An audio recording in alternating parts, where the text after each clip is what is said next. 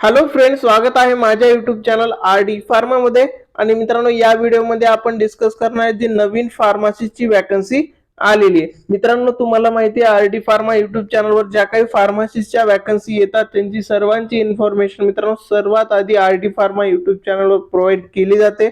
आणि मित्रांनो, त्याचबरोबर ज्या स्टुडंटला फार्माकोव्हिजिलन्स या डिपार्टमेंट मध्ये जॉब करायचा आहे अशा स्टुडंटला मित्रांनो जॉब गायडन्स पण प्रोव्हाइड केलं जातं. याच्या रिलेटेड तुम्हाला आणखीन इन्फॉर्मेशन पाहिजे असेल तर डिस्क्रिप्शन मध्ये जो नंबर दिलाय त्यावरती कॉन्टॅक्ट करू शकता. तर मित्रांनो, ही जी नवीन वॅकन्सी आलेली आहे फार्मसीची कुठून आलेली आहे? Kalyan Singh super speciality cancer institute. तर मित्रांनो, ही जी वॅकन्सी आहे ही परमनंट गव्हर्नमेंटची वॅकन्सी असणार आहे. तर मित्रांनो, ही ऑफिशियल साईट आहे आणि आपण ज्या वॅकन्सी डिस्कस करतो, जे इन्फॉर्मेशन प्रोव्हाइड करतो त्या सर्व ऑफिशियल साईट दाखवूनच प्रोव्हाइड करतो. अशी कुठलीही फेक वॅकन्सी आपल्या युट्यूब चॅनलवर प्रोव्हाइड केली जात नाही. तर मित्रांनो, हे जे हॉस्पिटल आहे हे सेंट्रल गव्हर्नमेंटच्या अंडर वॅकन्सी येते. ही सेंट्रल गव्हर्नमेंटची परमनंट वॅकन्सी असणार आहेत. ह्याच्यामध्ये जर रिक्रुटमेंट सेक्शन मध्ये आल्याच्या नंतर मित्रांनो इथे 2 नंबरचं जे ॲडव्हर्टाइजमेंट आहे इथून आपण पीडीएफ डाउनलोड करून बघणार आहोत की टोटल नंबर ऑफ फार्मसीच्या वॅकन्सी किती आहेत, इलिजिबिलिटी क्रायटेरिया काय असणार आहे, त्याच्यानंतर एज क्रायटेरिया काय असेल, फीस काय असेल, अशा सर्व गोष्टी मित्रांनो आपण डिटेलमध्ये व्यवस्थित डिस्कस करणार आहेत. तर इथे मी पहिल्यांदा मित्रांनो पीडीएफ डाउनलोड करून तुम्हाला सगळ्या गोष्टी दाखवणार आहे. इथे तुम्ही बघू शकता Kalyan Singh super speciality cancer institute, याच्यामध्ये ॲडव्हर्टाइजमेंटचा नंबर वगैरे दिलेला आहे. याच्यामध्ये सर्वात पहिल्यांदा आपण बघू की फार्मसीच्या टोटल नंबर ऑफ वॅकन्सी किती आहेत. तर इथे मित्रांनो बाकी पण खूप साऱ्या वॅकन्सी आहेत, पण आपल्या चॅनलवर फक्त आपण फार्मासिस्ट वॅकन्सी डिस्कस करतो. तर इथे 5th नंबरला जर तुम्ही बघितलं फार्मासिस्ट ग्रेड 2 ची ही वॅकन्सी असणार आहे. ह्याच्यामध्ये टोटल नंबर ऑफ परमनंट फार्मसिस्टच्या वॅकन्सी जर बघितल्या तर टोटल मित्रांनो इथे 15 फार्मसिस्टच्या वॅकन्सी या नोटिफिकेशन मध्ये असणार आहे.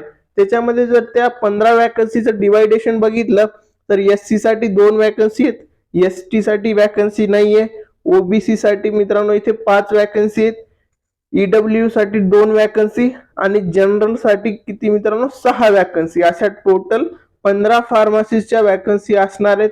आणि ह्याच्यामध्ये जो पे केला असणार आहे जो की गव्हर्नमेंटचा पे केला असतो तुम्हाला माहिती आहे 29,200 ते 92,300.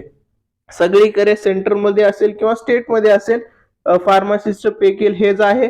पण सेंट्रलमध्ये जे भत्ता वगैरे असतो ना तो एक्स्ट्रा भेटतो. ठीक आहे. त्याच्यानंतर आता महत्वाचं आहे सर या वॅकन्सीसाठी कोणते कोणते स्टुडंट इलिजिबल असणार आहेत ते लगेचच आपण इथे बघणार आहेत की या वॅकन्सीसाठी कोणते कोणते स्टुडंट इलिजिबल असणार आहेत.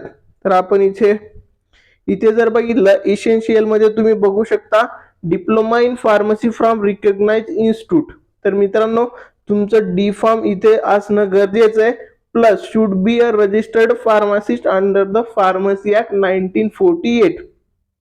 म्हणजे मित्रांनो तुमचं डी फार्म झालेलं असेल तर तुम्ही या वॅकन्सीसाठी इलिजिबल आहात. प्लस तुमचं काय असणं गरजेचं आहे, रजिस्टर्ड फार्मासिस्ट असणं गरजेचं. जे स्टेट रजिस्टर्ड फार्मासिस्ट आहे आपलं पीसीआयचं ते रजिस्ट्रेशन असेल, तुमचं डी फार्म असेल तुम्ही इलिजिबल.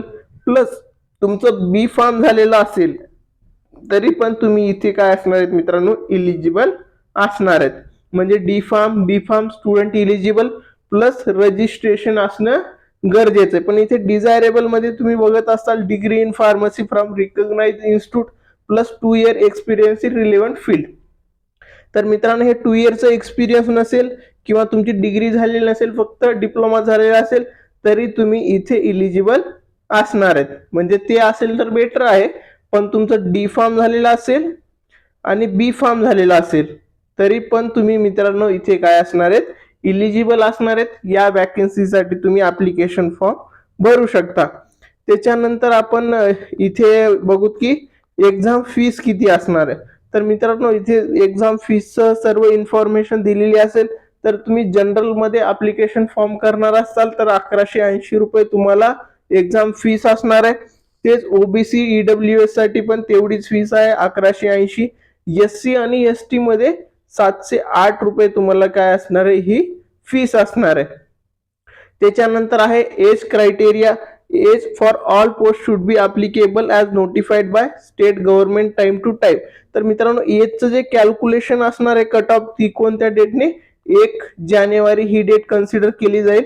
आणि मित्रांनो जे मॅक्झिमम एज आहे ज्या एज पर्यंत तुम्ही अप्लाय करू शकता ती किती असणार आहे 40, म्हणजे 40 वर्षाच्या पेक्षा कमी एज तुमची असेल तर तुम्ही या वॅकन्सीसाठी अप्लाय करू शकता. त्याच्यानंतर अप्लाय कसं करायचंय तर मी जे साईट दाखवलेली आहे मित्रांनो त्या साईटवर यायचंय. त्याच्या रिक्रुटमेंट सेक्शन मध्ये गेल्याच्या नंतर ही साईट आहे. या साईटवर आल्याच्या नंतर मित्रांनो तुम्हाला अप्लाय हिअर एक लिंक दिसेल. त्या लिंकवर गेल्याच्या नंतर तुम्ही अप्लिकेशन फॉर्म इझिली करू शकता.